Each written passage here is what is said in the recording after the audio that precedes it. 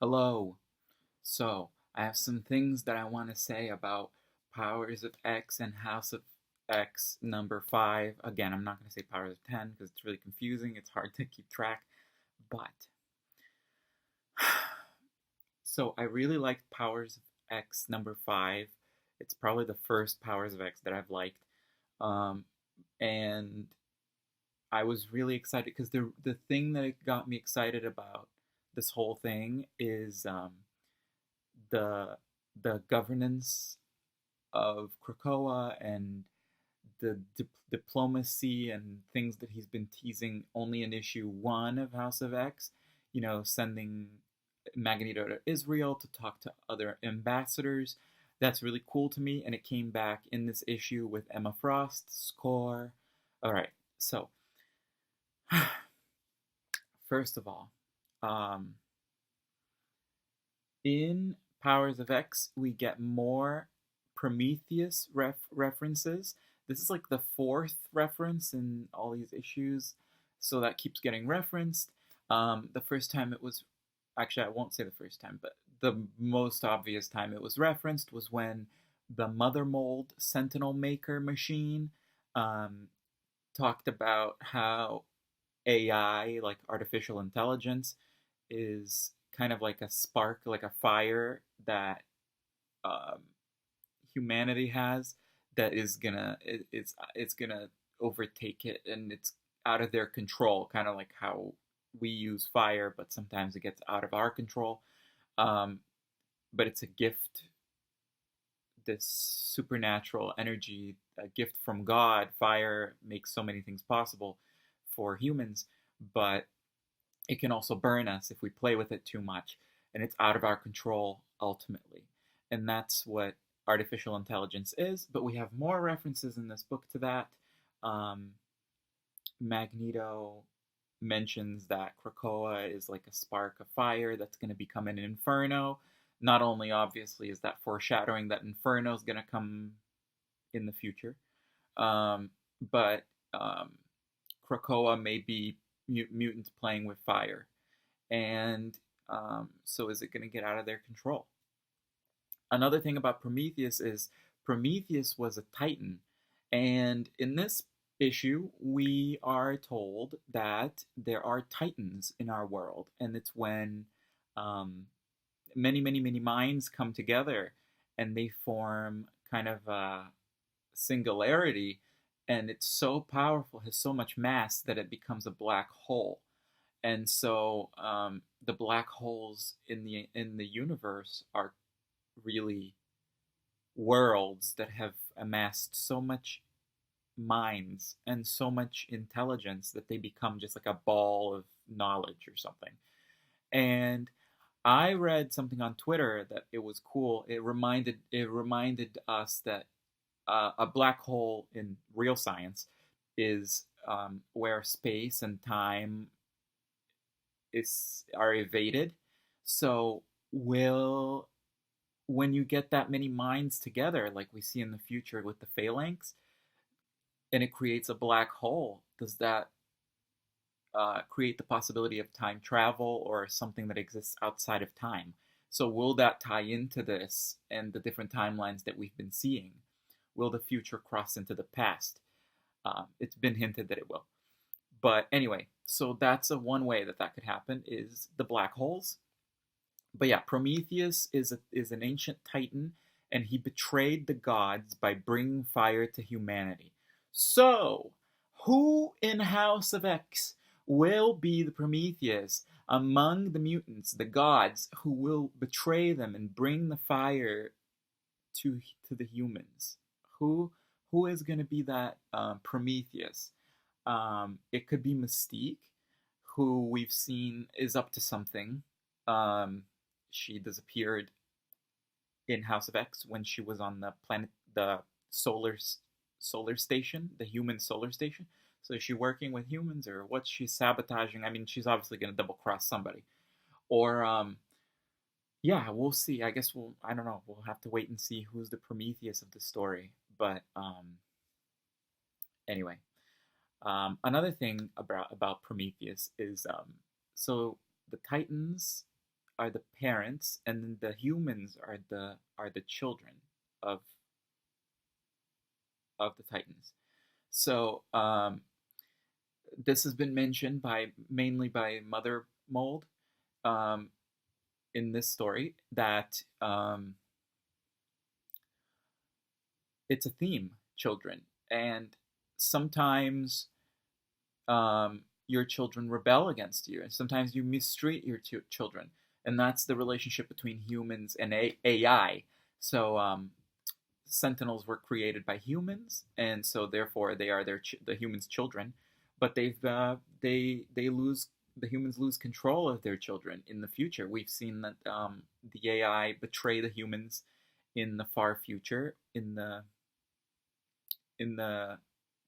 1,000 years in the future, and they work with mutants instead. So there's a complex relationship there. And just in our X-Men, we have this recurring theme. Cyclops is the child of Professor X. He is mistreated. He is sacrificed. He is sacrificed in this book for the greater good. And there's like a disregard for what Cyclops, his autonomy. And then looking back, that's the relationship Cyclops had with the new X-Men and the young X-Men too. He would send them on these like suicide missions, and then schism happened because Wolverine didn't think that children should be used for such violent purposes. But look how, and it all comes back to that chess element that we have in the X-Men, which is like, are the children the pawns? We are not your pawns. So this is another theme, and then the name of the book, this Powers of X #5, is For the Children. Emma Frost is always thinking about her children, so that's another way it ties in. Emma Frost is also doing this for her children. Mutantdom itself is the children of humans. So and look at them rebelling against humans and treating their parents with a what they think is a just reciprocation of violence. So we see a lot of that like rebellion, the dynamic between father and child here. And House of X #5 starts with Polaris and Magneto talking. And by the way, that was like the best scene in the whole book. And I don't even like Polaris, and that was awesome. And there's another father and child relationship. He never treated her that well either. But look how important it is, family. And family, another way to play into that theme of people who come together and forming a greater society or machine for a greater purpose. Speaking of that, Krakoa introduced, when Krakoa spoke to Cypher in that other House of X issue, it introduced a theme of two halves of a whole, and it plays into things I've talked about before in the first video I made, Alpha and Omega, and it's like two halves of the same thing. And Krakoa says that it used to be two halves, and now it's incomplete. And again, in House of X #5, Magneto mentions the whole again. So this is like another recurring thing, is making things whole. So we're getting that repeated to us. It's important. And there are many things that we see as two halves in this story. Magneto and Professor are two halves of mutantdom that don't always agree. They're opposites, but they come together, and it's a whole. And then we see the same relationship with Cypher and Warlock. We see the same relationship with Krakoa and its sister island that was sent to hell, or whatever it was. There's another one. Oh, Monet and her siblings. They come together and become whole. There's many of these, but so that's like a theme. But playing also into that theme, mutants are coming together and creating a society. They've realized that there's powers in numbers, and Magneto says that mankind has been more powerful than mutant kind because they've been able to unify into a society, a group, and work together. And he saw that he's it's a beautiful line. He really like he references it like very specifically. The ideals, the things that mutant kind achieves when they're together are so much more significant than the petty things when people are apart, when mutants are apart, what they can accomplish when they're not unified. And I think this is really funny because I've been reading this book the whole time House of X has been happening. It's Sapiens by Harari, A Brief History of Humankind, Sapiens. It's one of the most important books ever written, I think. It's like so amazing. You need to read this. But it plays into this a lot. It's about how the thing that separates humans, us, from animals is that we have the ability to come together in greater numbers. So if 1,000 apes came together, they're not as powerful as 1,000 humans that come together because we have this like something in here that is more powerful. But in a smaller number, like for example, 10 apes, and if they get together and fight 10 humans, the apes are more likely to win because they have brawn. They're stronger. But humans have this ability to come together, unprecedented ability. Uh, bees are able to do it in a certain extent, but they can't, pardon the word, but they can't mutate, they can't evolve that ability and adapt it. So if you kill the bee queen, they're fucked. They don't know what to do. But humans were able to adapt in mass numbers, and that's why we're able to accomplish things that like going to space.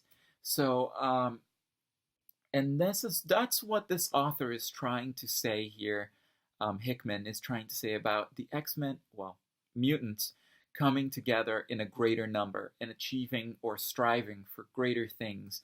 The petty ideals, the petty goals of the past are gone. They're going to have a larger vision. Things are going to be happening in a macro scale. So, and that's why he's been boring us with things like the future, the phalanx in the future, because he wants us to see the greater scope of things.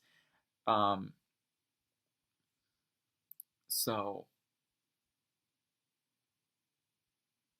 will mutants become unified to such a scale, like Xavier is saying, putting all their minds into Cerebro? Will they become a Titan? And I guess therefore a black hole. I don't know, but that's where ultimately this is leading. Just how strong? What are mutants going to be able to accomplish when they band together in an unprecedented number? So we'll see. But all right, so the X-Men died and they've been reincarnated by the Five. People on my Twitter have predicted exactly what happened in this issue with the Sinister DNA, the cloning. Like they predicted it a while ago, but no one could have seen it coming. Hope and Gold Balls resuscitating these X-Men out of nowhere. But it was really cool. I am not a fan of any of those characters, but I was in awe of look what they can accomplish when mutants band together. And people think that I see reactions where people think that this is like it's too much, or it's like it's too out there and mutants shouldn't have this much power or whatever. And what is life gonna matter if they can die? And what is death gonna matter if they can die and come back at any moment? Well, this is just the ante has been raised. Mutants have truly evolved, and we're like before in these books in X-Men throughout history. humans and mutants were almost indistinguishable if it wasn't for their powers. But now we're seeing in the society that they can accomplish so much more. So they truly are more evolved. So I like it. I think it fits. I think it works, and it's awesome from a literary perspective. It's awesome that not only is he using like biblical parallels to like make it look very religious, so that's just like beautiful to watch, like a parallel with biblical themes, but it's beautiful to watch from a literary perspective that hope has a reason to exist because hope was so pointless for so long. So now we're seeing there's purpose to all these characters. He's giving everybody purpose, and this is really awesome. So now look how he's given new meaning to so many events in the past, like Messiah Complex. So I think it's really beautiful. We saw Selene come to the island. Like I said in my last video, the first thing I thought when I saw Apocalypse was gonna come, I was like, how's Selene gonna feel about this? Because we saw Apocalypse in a flashback, and now she's on the island, and she was the first thing I mentioned. And I think that's so funny, but I don't know how she's gonna feel because I don't know if you all know this, but in the past she's been referred to as the oldest mutant, and now they're saying that Apocalypse is the oldest mutant. So are they gonna fight? I don't know, but I love Selene. She's really cool. I'm glad I saw her. But I just want to mention the these mutant machines that we're seeing, the dynamos or whatever. They're like the five coming together, Gold Balls and Hope, and like making all five of their powers into one power so they can achieve something like enormous. Um, and we've seen it multiple times. Xavier did it with Storm to make that like face communication in the water. I don't know, but we're seeing that a lot, and so people are coming together to achieve greater goals. And do you know what that reminds me of? I'm getting a lot of Age of X. I don't know if you read Age of X. It's amazing. I really like it. It's one of my favorites. It's like kind of like a world. Oh, what's this? I have like a bean here. A world was created where Proteus was in charge, and in that world there was the Force Warriors, which was to protect all of mutantdom, and they also lived in like a nation state or something. Um, these five mutants came together, and they were kind of like in this book the Omega mutants. So they were very powerful mutants, and five of them came together, and they were like kind of like the five that went around and used their power in unison, in perfect unison, just like he said here with Hope, and they would protect. They were able together to protect, coming together into this mutant machine, and I think that's really cool that that's like a concept from like 10 years ago, and it's being used here, and I don't know. That's like one of my favorite things about this book. Um, we also see that um, Jean Grey says that there's only one Jean Grey, which I know it's like a line that she said once to Storm before, but and I think it was like about Madeline Pryor, but how I interpreted it, I mean, obviously it was a callback, but I interpreted it as perhaps if cloning is happening in these cocoons, what if the first time it happened this is really out there, but the first time it happened it was when Jean Grey first died and the cocoon was put under the sea uh, for the Phoenix Force. What if somehow, I don't know, maybe Sinister or Professor had something to do with that? I don't know. I'm just saying that would be pretty cool. But also, I just want to show here Xavier is giving life to Cyclops. Look at this symbol. It's the symbol on the cheek of um, the Librarian in the future, that blue alien. He has that symbol on the cheek. So, so far, the only thing connecting that future and the present is Sinister's library of DNA that Xavier is using is very similar to the library that the Librarian has. So, I don't know. How are they connected? The symbol's telling me that they're connected. So, is Xavier the Librarian? Did the Librarian put his, I'm spitballing here, put his mind in the phalanx, and then the phalanx became so big that it became a black hole, and then the black hole collapsed, and then it's a black hole's outside of space and time, so maybe that knowledge traveled through time to the past, and Xavier found it, or possessed Xavier, or I don't know. Somehow Xavier has some link to the future, a millennia into the future. Um, I don't know. How are they connected? Is it something to do with Moira? Is it something to do with the Moira being in the future and getting all that knowledge and then dying and then coming back and maybe telling it to Professor? I don't know, but Professor is connected to that future library somehow. All right. Oh, we see the birds again. So one of my big things in my first video was that in the first couple issues we see birds in the sky and they're going in a cyclical fashion, and I said that's cyclical time, and then we see it in a linear fashion, and I said that's linear time. Which one do we have in this book? So we've seen that Moira's kind of like trying to break a loop of time. She's trying to create a good world, but she keeps failing and making bad worlds and doing it over and over again, like Groundhog Day. Is she going to be able to break the loop? Is she going to be able to circle the square, as Sinister said, and create an inferno? That's a quote. We see those birds again. This time they don't seem to have much apparent significance. They're around Apocalypse, and I don't really know what it means, but they keep showing up. And they were there in the last issue of House of X as well. They were with Doug Cypher. They were also flying above him. So what does it mean? I think the birds mean time. I don't know. It's something to do with time, but and it's like cyclical, or maybe it's importance or the breaking of time. I don't know. But I mean, also biblically, birds are the Holy Spirit. So, and there's lots of allusions to the soul. What makes somebody a person? Do you clone them and put a soul in them, and that means they're human? Like, anyway, so that's a connection to the Holy Spirit. Another connection to the Holy Spirit is Xavier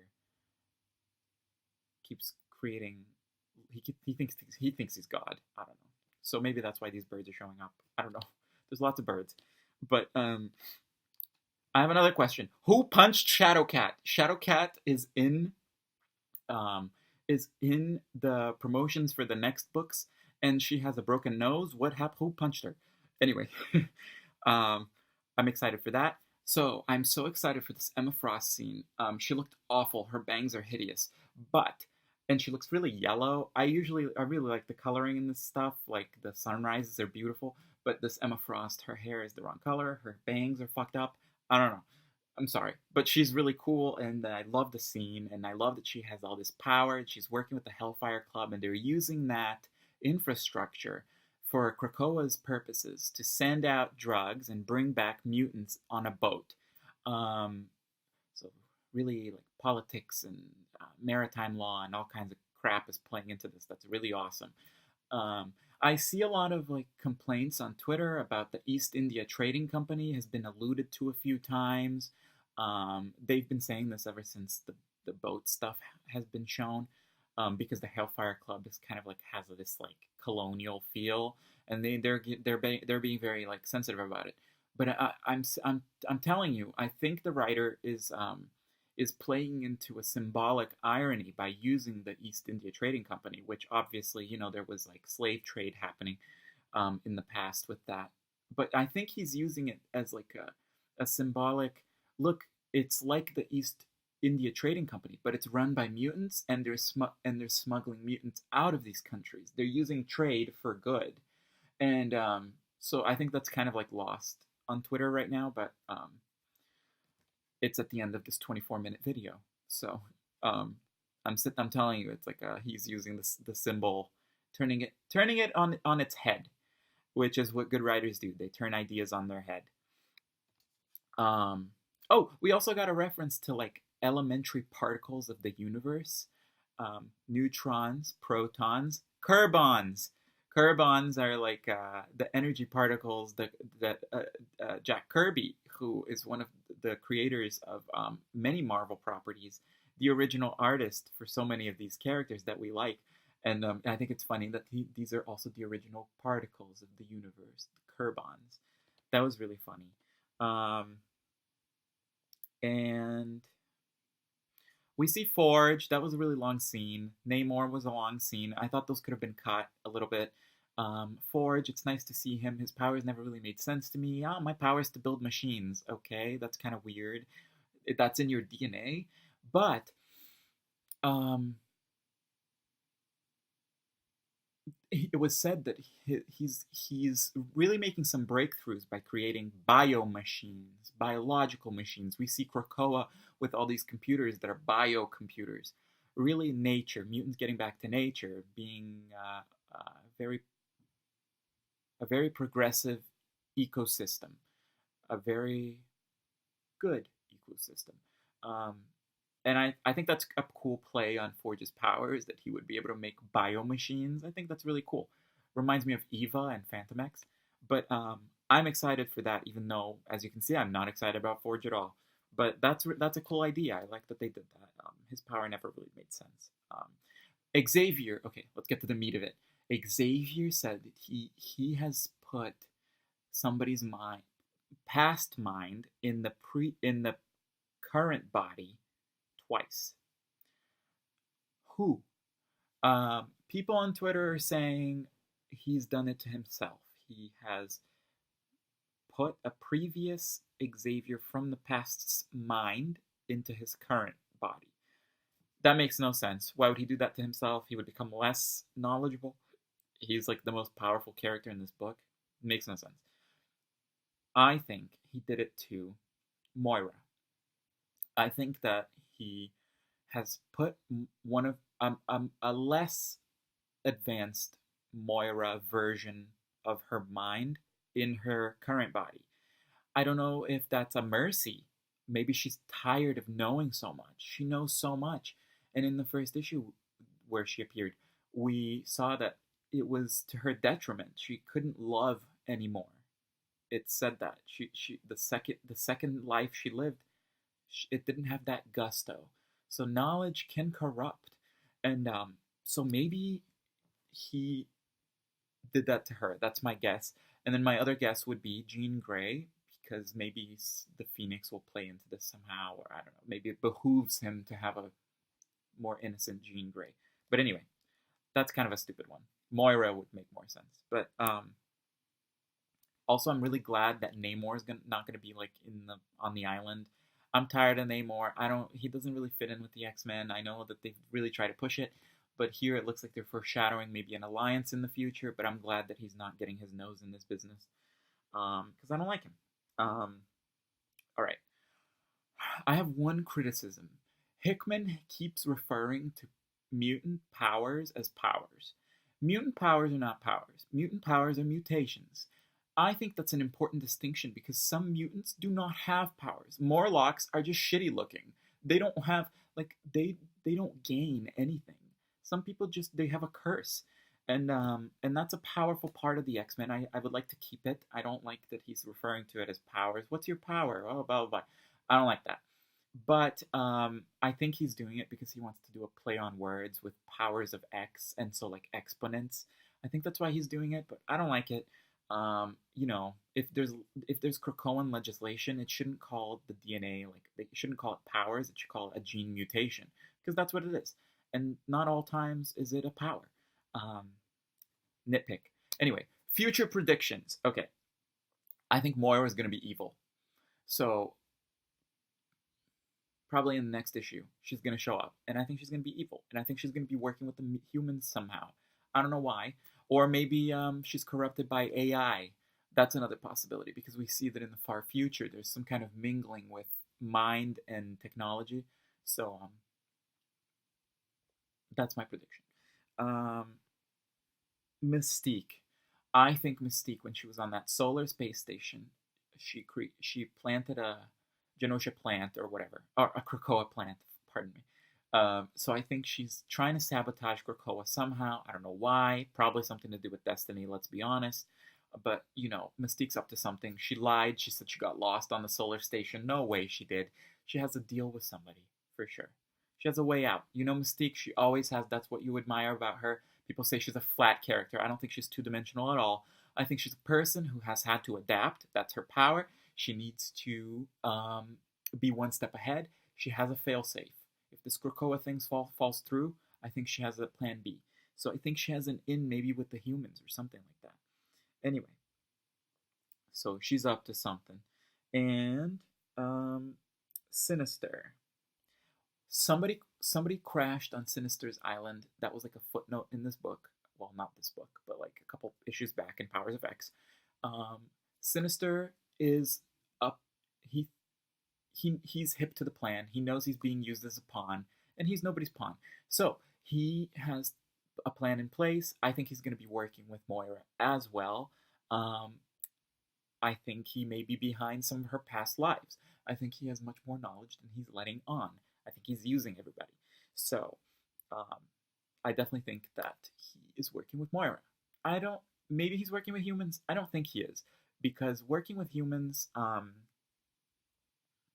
wouldn't make sense for him. It's like a regression. He's already like got a gene inside him that's mutant, and he's a scientist. He understands evolution. Why would he fight it? So I don't think he's working with humans. But that's my prediction. And so yeah, I really like these issues. I like them even more when I talk about them because they become deeper. So there's lots of symbolism going on. It makes me really excited. So those are my predictions, and thanks for listening. I have a lot to say. You guys should message me. All right, bye.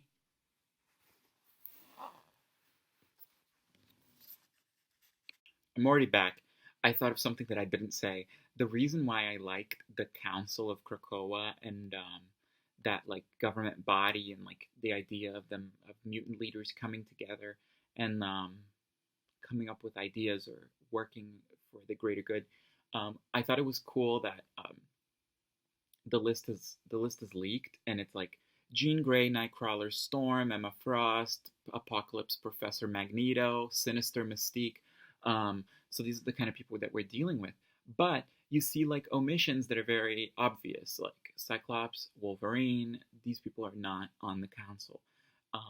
I think it's really and Beast. I think it's really cool because and Psylocke, because first of all, for two reasons. Elementary in the literature of X-Men, Storm, Cyclops, and Storm, Jean Grey, and Nightcrawler are the ethical bodies of the X-Men, or the empathetic bodies of the X-Men. So if you want to have a scene where somebody is feeling empathy for somebody else, Jubilee has lost a friend, or somebody has been depowered, or somebody's going to die, or somebody's in danger, or somebody's been hurt, you use, as a stand-in for the reader, you use Nightcrawler, Storm, or Jean Grey. So these are the moral X-Men. So they're the government body. They're going to be making decisions for the race. And I think that's really cool. But more importantly, it's a checks and balances system, something we don't have in the American government. But that way, there's a balance of power. And the mutants I have listed who are in the council are not leaders of teams. So leading the New Mutants, leading the X-Men, leading the Marauders are not the people I have listed. Those are the government people who are in charge of legislating or making political moves or making decisions for the greater good. And then on the other side, you're going to have Cyclops, you're going to have Psylocke, you're going to have Wolverine, you're going to have Beast. Those are going to be people that are going to be like leading an army. So really, or in Beast's case, he's going to be dealing with the infrastructure of the island as well. He's going to be working with Krakoa to like make sure that it's a good place to live or whatever. So I think that's cool. It's like a balance of power. You've got, they're not the same people that are calling the shots, are not the same people that are leading the army. That's just a cool little thing.